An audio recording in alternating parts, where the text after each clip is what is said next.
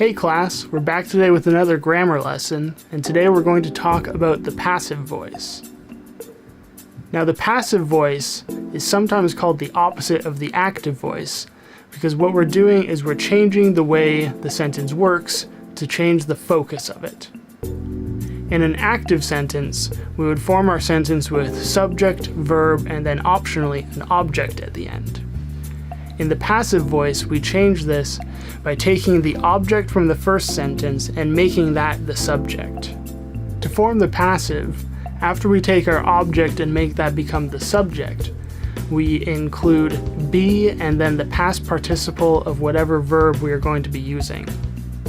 When you're forming the passive, you can put it in many different tenses, but you always want to use the past participle, and instead, to show what tense you're using, you want to change the form of be. If you're switching a sentence from the active to the passive, then you can still include the original subject from your active sentence. And this subject will become who did the action, and we can call them the agent, or the actor, or the doer. If you want to include the agent, it isn't necessary, but you can put at the end of your sentence by and then the noun. So we've talked about how you use the passive, but now let's talk about when and why you would want to. There are four main reasons why you would want to use the passive. Now let's talk about when you would use them. The first reason you would use the passive is if you want to focus on what happened rather than who or what did it. So an example of this would be if you were doing some sort of project or research on the first automobile. For example, you could have a sentence like, "The car was invented in 1885.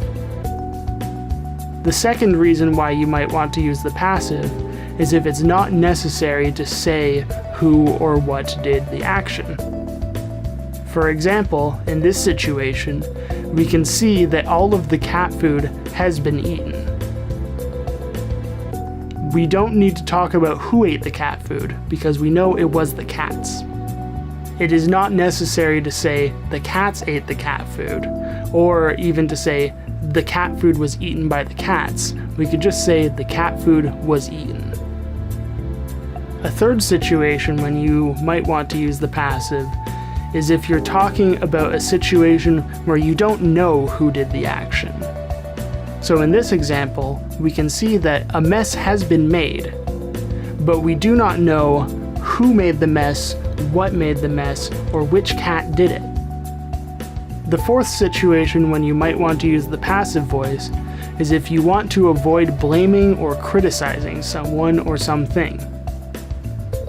So if we go back to our example of a mess in the office, we could still say a mess has been made because you can't get mad at the cats, they're just cats. So that's it for our video on the passive voice, where we talked about how, when, and why to use it.